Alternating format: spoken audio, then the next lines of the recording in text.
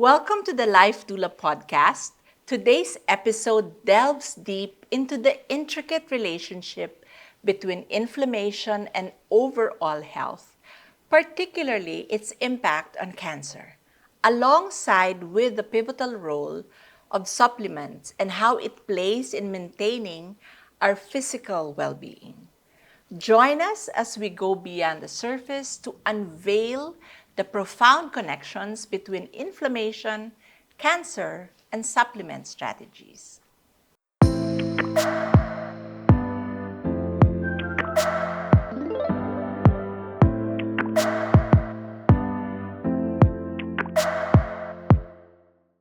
Hello and welcome to the Life Doula Podcast. I'm so thrilled to have a returning guest, an expert in holistic health. He is here with us to shed light on the crucial topic of inflammation and the role of supplements in optimizing our health. A medical oncologist, a very seasoned one, and a cancer nutrition expert, Dr. Alexander T. Delgado. Doc, welcome! Thank you. One of our sought-after guests in the Life Doula Podcast. I want to start with something personal because I'm sure people are curious how you got into nutrition when you are already a very successful medical practitioner, a seasoned medical oncologist.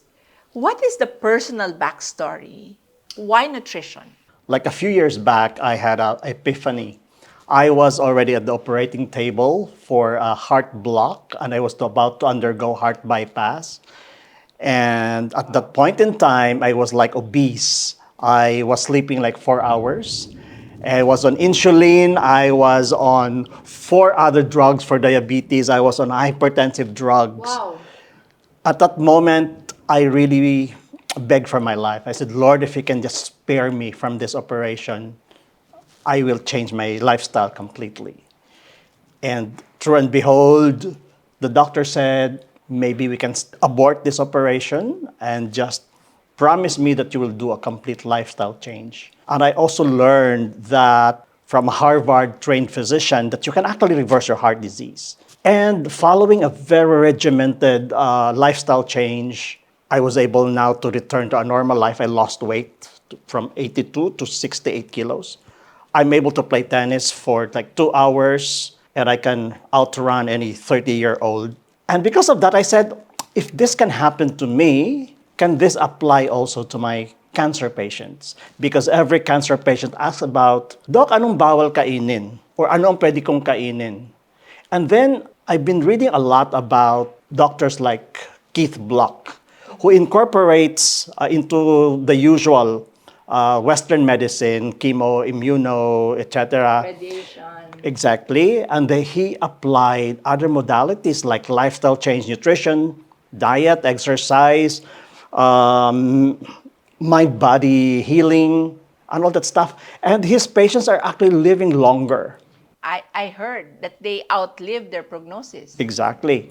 So with that, I became curious. And I started to study cancer nutrition as well. And I also studied psychotherapy and counseling because I wanted to address that mental health issues of my patients as well. So that started a journey, and I never regretted that I did that. Wow. So this was not your body before I met you. Yeah, I lost almost 18 pounds. 82 kilograms to 68 kilograms. I won't even do the math. That sounds like a really big loss, like 20 kilograms, right? So, Doc, we have been hearing about inflammation. I mean, before I met you, I've read about it. People talk about it. But it's something that I couldn't really grasp, and I'm sure most of our audience also can't.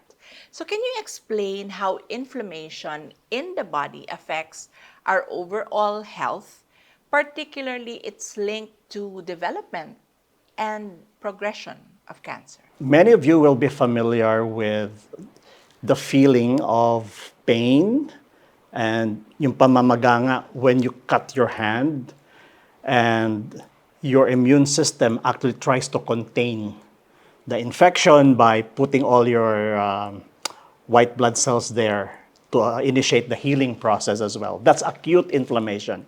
It serves a purpose of containing the injury and also to heal. But in certain instances where the injury does not go away, when the infection continues, for example, then you go into a so-called long-term inflammation or chronic inflammation. And that is the one that is very damaging. This is what Harvard calls the silent killer and is responsible for many diseases like heart disease, diabetes, and even cancer. What happens is when you go into chronic inflammation, you can damage the DNA, right? It can start the mutation ng mga DNA natin, and that can trigger the beginning ng mga cancer process. So, saan nanggagaling itong mga inflammation na ito? By the way, before I go there, examples of inflammation going into cancer. And in fact, they say 20% of cancers are associated with a background of chronic inflammation. Okay. Example would be when you have gastritis because of some bacteria called H. pylori. Over time, if it's not addressed, it can lead to stomach cancer. Or when you have chronic hepatitis B or hepatitis C, or when your liver is inflamed because you've been taking a lot of alcohol, that can lead also to liver cancer. Or inflammation of your cervix, for example, that can lead also to cervical cancer, and many more. Inflammation, again, is a bad thing, especially if it's a chronic inflammation, which remains uncontrolled. Doc, I think the most logical next question would be, what common lifestyle factors contributes to chronic inflammation, and how can individuals address them effectively? So I already mentioned earlier that inflammation can be caused by infection, right? So importante that you get yourself vaccinated for certain kinds of viruses, like for example, hepatitis or HPV infections. And I think the number one culprit in our modern lifestyle today is really our diet. We've been consuming a lot of processed food, no? And sugar, all this processed food, all of these are contributing a lot to inflammation. Ang sinasabi nga nila, nung unang panahon daw, our ancestors, yung ratio ng omega-3 to omega-6. Omega-3 is anti-inflammatory. Omega-6 is pro-inflammatory. Saan nanggagaling si omega-6? Sa mga processed food, the sugar, the red meat, and all that stuff. The delicious hot dog, Correct. bacon. Correct. In the past, 1:2, 1 omega-3 to omega-6. Now it's like 1:18 because of the deluge of processed food. No wonder our body is going through a lot of inflammation. So food, bacterial and viral infection, lack of sleep is another trigger. Intake of high carbohydrate foods, low exercise can cause inflammation, smoking, alcohol, environmental toxins. Toxic load, yeah. Oh. Speechless, because I think these are what we normally lean into. Like, we're okay with not sleeping 7, 8 hours, right? Parang, we are used to saying, bata pa yan, okay lang not to sleep. Especially nowadays where there's a lot of gamers, right? And they really can just stay up all night.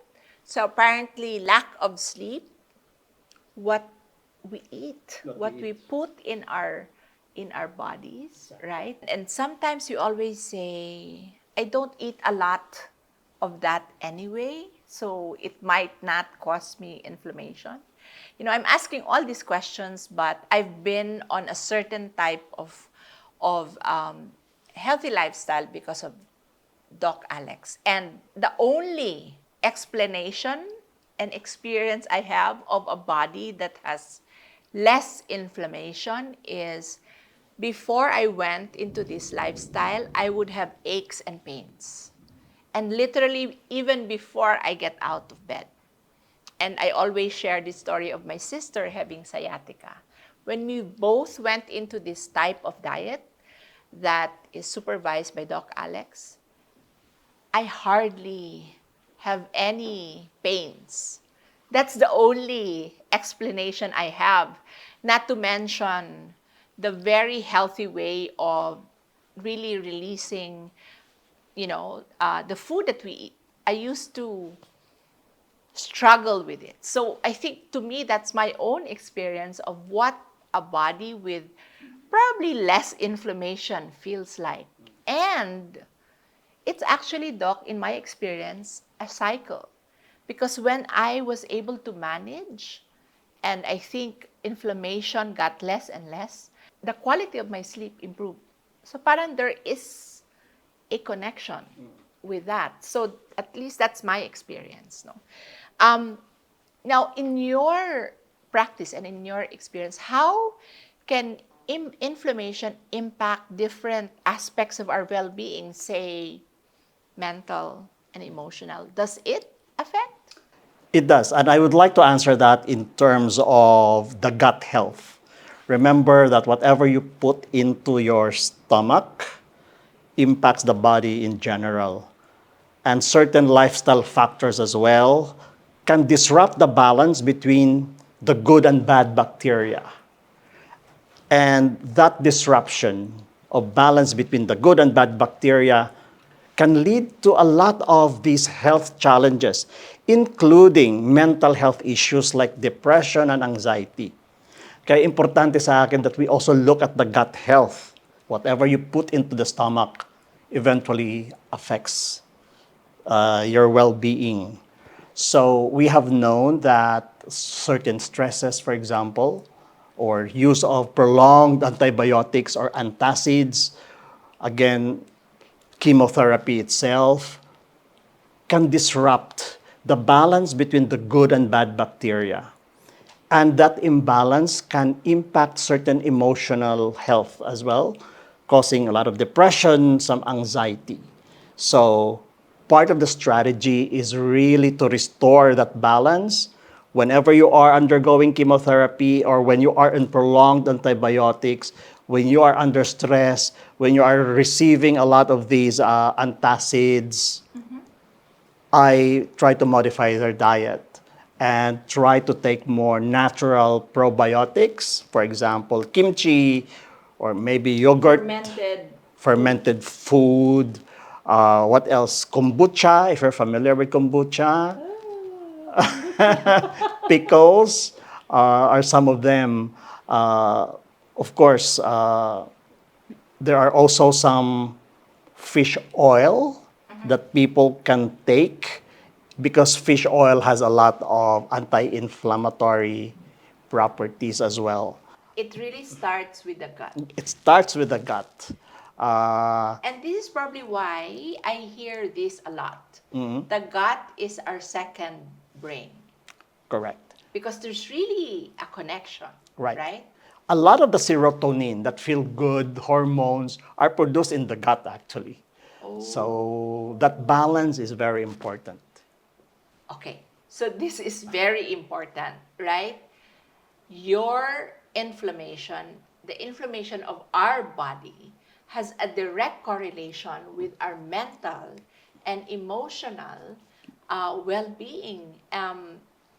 This is really why a lot of cancer patients who are not in any type of intervention can really nosedive into depression and anxiety. Correct. Right? Now, Doc, you've mentioned earlier, before the ratio of the Omega-3. omega-3 and omega-6 was 1:2, but now the omega-6 is like 16 and omega-3 is 1. So what are particular dietary changes? And I really want to bottom line it so people can relate to it and take action. I mean, what food Yeah. and what habits can naturally help inflammation in the body. You mentioned we have to sleep 7 hours a day, At least. right? But in terms of food, Yeah. what particular food can we eat to reduce inflammation? We'll start with what you should not be eating. So una talaga, you really have to stop eating yung mga high sugar, simple sugars, sugary drinks, food that are refined, like cakes. A lot of these foods that contain a lot of what you call partially hydrogenated vegetable oil, the trans fat that are present in your cookies, in your salad dressing, present in your non-dairy creamer, Oh. cookies. These contain a lot of partially hydrogenated vegetable oil. Again, yung mga white rice can cause also inflammation, mga simple sugars. I think what you should take more of are really fruits and vegetables, number one. Number two, a lot of omega-3. And these omega-3 can be obtained from fish like salmon. M is mackerel. I think that the Tagalog term is alumahan, if I could remember Wow, correctly. yes. Anchovies or dilis. Hindi yung dried, yung fresh na dilis. And also sardines. Again, hindi yung dilata. I think tawag nila is tamban or tawilis. Yeah. Tamban or tawili. So, Tawil. Doc, I noticed from the fish, parang the smaller ones, the smaller it is, the better. The better. Oh. Only because as well, the smaller they are, the chances of them having ingested lots of mercury is very lesser, low. is very low. Yeah. Okay. Aside from that, you take also your avocados, olive oil are rich in also in omega-3. And a lot of those nuts, walnuts, for example, are also rich in omega-3. So consume more of those. But caveat, manage amount of nuts. Kasi baka naman Mataas yung uric acid. mataas yung uric acid. Doc, having worked with you for some time now, I know that it is very important to you that you educate people on nutrition. And you always say you get your nutrition first from the food that you eat. But there's a whole spectrum of supplements. And I want to engage you in discussing the role of supplements because it's very accessible. My observation is people just grab any supplement. So, what's the role of supplements in the whole physical well-being and even emotional well-being space? Yeah. So I've always been saying that default talaga natin ang source ng nutrients should really be the food.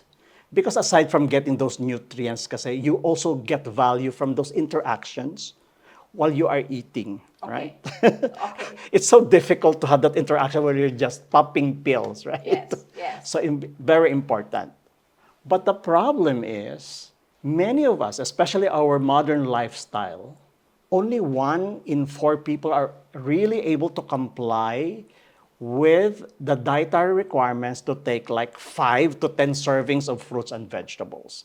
Many people are actually overestimating their habits. Sabi nila, no, I'm healthy, I'm eating vegetables. Actually, siguro once or twice a week kumakain ng vegetables in enough amount and they feel, okay na ako. Now, this becomes a problem in cancer patients who are not eating well. Yes. Because of the disease side effects of itself and the side effects of chemotherapy. Kahit anong pilit mo dyan, hindi kakain. It is in these instances that I give my patients supplements in terms of maybe protein shake or protein powder. I also give them higher doses of vitamins and minerals because they are nutritionally depleted. They need more than the usual amount. But I just don't rely on any supplements kasi ang daming naglipa ng supplements in the market. And I'm very particular about the quality of those supplements, knowing that if the quality control is not good, many of them can have contaminants of heavy metals, lead, cadmium, mercury, etc., that can damage their kidneys or the liver. That is why you cannot blame some doctors sometimes when they learn that their patients are taking supplements, they will say, oh, stop that, right? Okay. Because the supplements have been lumped together. Very important that you take the quality ones. Okay, that's very, very important because, and I'm guilty of this, people just take and grab on to what they think they need. And earlier, you talked about nutritional deficiency. And I want to share something that I've learned working with Doc Alex. That before he prescribes any supplement, you ask our patients to take a test. Can you talk about that Yeah. briefly? So aside from reviewing their eating habits, I always try to look at their inflammatory markers.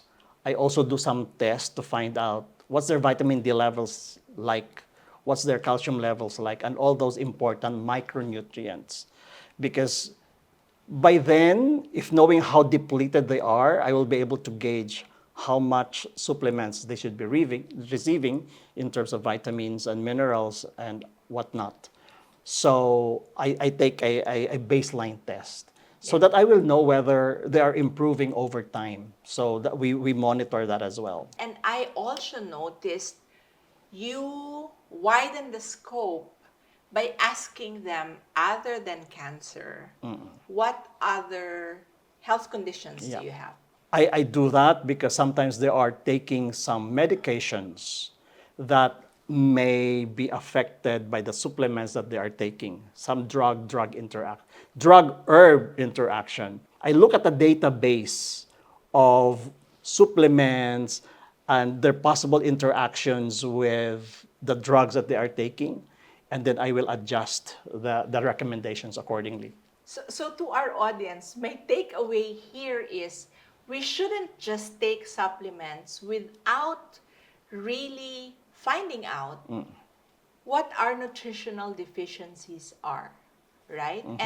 And for cancer survivors like me, I think it's important that your doctor or Doc Alex in particular knows what regimen you were on, because I noticed that's a recurring question in your interaction with patients. And again, I'm really guilty of this because before I met him, I just took supplements. I would call it, I self-prescribed supplements for myself, but he literally has streamlined it. It kind of begs the question, how important is it for our audience, for patients in particular, to consult with a healthcare provider before they take or incorporate any supplements in their wellness routine? Yeah, you should inform your physician, whoever is treating you, about what supplements you are taking.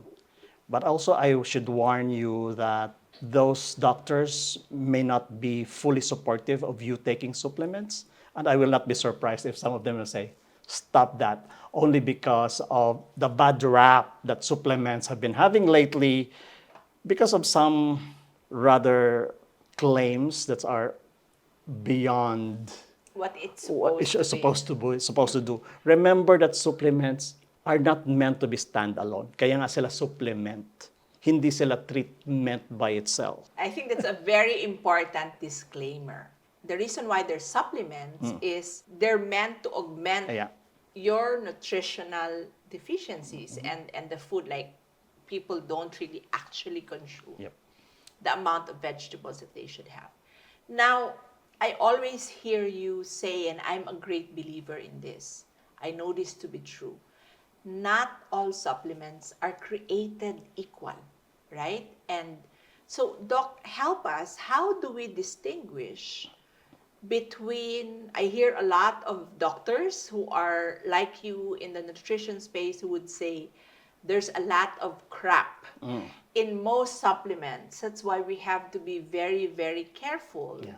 with what supplements we take. So how do we know which are the high quality supplements that are beneficial to us, because if we're ingesting it and they're all like 90% synthetic, Yeah. it will cause us more harm than good, right? So how do we distinguish? So first of all, it must be manufactured by a company that really follows good manufacturing practice.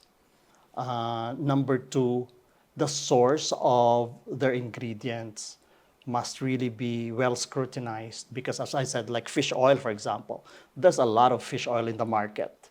But if the source of the fish oil is from fish that are really huge, the chances of them having ingested mercury from the smaller fishes that they took in might be higher. Okay. So very important, good manufacturing process.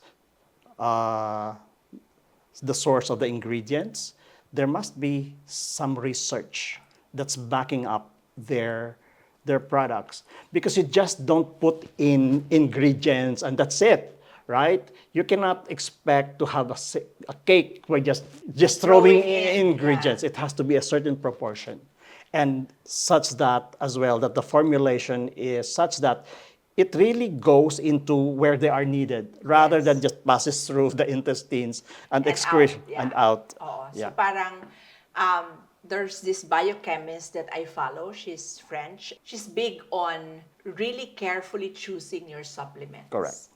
Because she keeps saying it.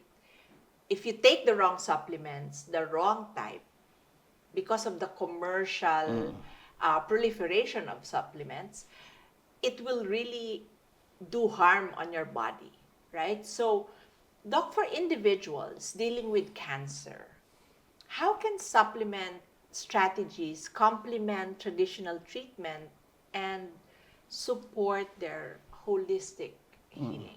So as I've said, for cancer patients who are undergoing treatment, for example, most of you are really nutritionally depleted because you're not eating well. So in these instances, I give my patients the full support of high-grade supplementation because it's like if your immune system is so depleted, para lang sundalo na walang bala, right? How can they fight the disease if they are not well equipped to fight?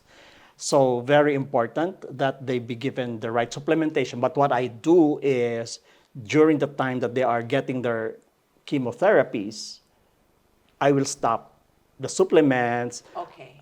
and then maybe give it 3 days when the chemo has been washed off, so to speak. Then that's when I put it back, all the supplementations, and then maybe stop it 2 days before the next cycle, just to lessen the chance of any drug Any interaction. interaction. So that I think is very important, especially for patients on active treatment. Yes. Whatever supplements you're taking, stop it 2 days before and during your treatment, and resume it when your body is like have recovered from chemotherapy. And this is also very similar to how we use aromatherapy before. Our leaders or our educators would say, stop. If you're going on chemo, stop a few days before, stop during, and resume. And these are plant-based oils. Okay. But still, very careful with the what you say, herb and drug interaction. Correct. Right? Doc Alex, what role does stress management play in reducing inflammation and enhancing effectiveness of supplements and in optimizing health outcomes? Stress management is very important because, as you know, when you are under stress, cortisol is released and is flooding the bloodstream. And it is this cortisol actually triggers all this inflammatory response in the body as well. As I've said earlier, lack of sleep is also a form of stress on the body. Hindi lang yung mental stuff, no? Lack of sleep is a form of stress. Again, your body goes into a fight or flight response. And again, that triggers a lot of inflammation inside the body. So meditation, deep breathing exercises, reframing the situation that you're in, and redefining it into a more positive, meaning can help in mitigating all these stress response. So there you go. It's a combination of many things. And here, what we're hearing is it's really mind, body, Yep. spirit Yep. approach to be able to manage our stress, Yep. right? You and I know that whatever it is we're doing for the cancer community, it's also applicable to those who do not have cancer. Like, Yeah. why even wait for you to be sick? So as we wrap up, what key advice would you offer to our audience who are looking to proactively address, like these ladies that we have here who are in the gym, to proactively address inflammation and incorporate supplements into their wellness journey? Just three things. It's been known that proper nutrition, doing exercise, maintaining your normal body weight can already prevent 40% of cancers. Not only cancer, these three things are the same advice you would give to control your hypertension So and your diabetes. Yeah, three in cardiovascular one disease. na. You prevent cancer, you prevent your heart disease, you prevent your diabetes. Wow. So you can never go wrong. And exercise did not be going to the gym. It could be around walking for 30 minutes every day. It can be as simple as that. Doing all these three things consistently can already prevent many of the top three killers: cancer, diabetes, heart disease. And heart disease is right on the top, Yeah. right? My cardio would say cancer is getting the spotlight, but still, Yeah. heart disease is the number one killer Correct. globally, right? So, Doc, for those who are asking, do you only see patients who are cancer patients as far as nutrition is concerned? In general, I see mostly cancer patients, but there are those who approach me who want to lose weight, for example. Because remember that obesity is a risk for cancer recurrence. It's a risk also for developing cancer as well. So there are people who will approach me, how can I lose weight? There are those with kidney problems who say, what can I do To to reverse to reverse or prolong. or at least avoid me going into the dialysis stage. Stage. Yeah. Okay. So I try to advise them, but always in partnership with their primary physician. Yeah, that's very important. So when Doc Alec wears his nutrition specialist hat, it's always in collaboration Yeah.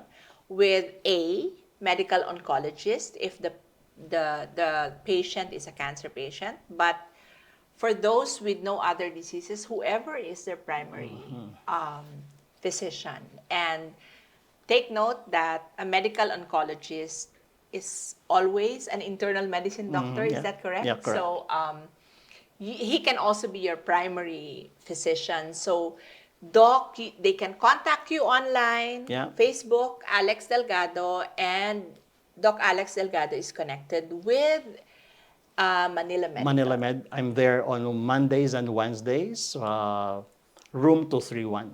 And he is one of our key facilitators in Better Days. So he's here in Better Days every so often. And the beauty of all of this, technology especially, is that you can consult with him Yeah, online. online as well. Yeah. Okay. So thank you so much, Doc. I'm Yeah. sure our audience has learned a lot in today's episode. I took mental note on some key takeaways. Inflammation can significantly impact our health, including its association with cancer development and progression. Now, number 2, lifestyle modifications, including dietary changes, stress management can help reduce inflammation. And consultation with a healthcare professional is essential when considering supplement use to ensure that A, it's safe for you, and B, what you're taking is really delivering what it promises to be, right? And number 4, very important, quality of supplements is key. When used properly, can play a valuable role in supporting overall well-being and managing inflammation effectively. So thank you, Doc Alex. And ayan, Suke, thank you for turning into this enlightening episode of the Life Doula Podcast. Remember, taking proactive steps to address inflammation and prioritize your health can lead to transformative outcomes in your wellness journey. Stay informed, stay empowered, and heal strong.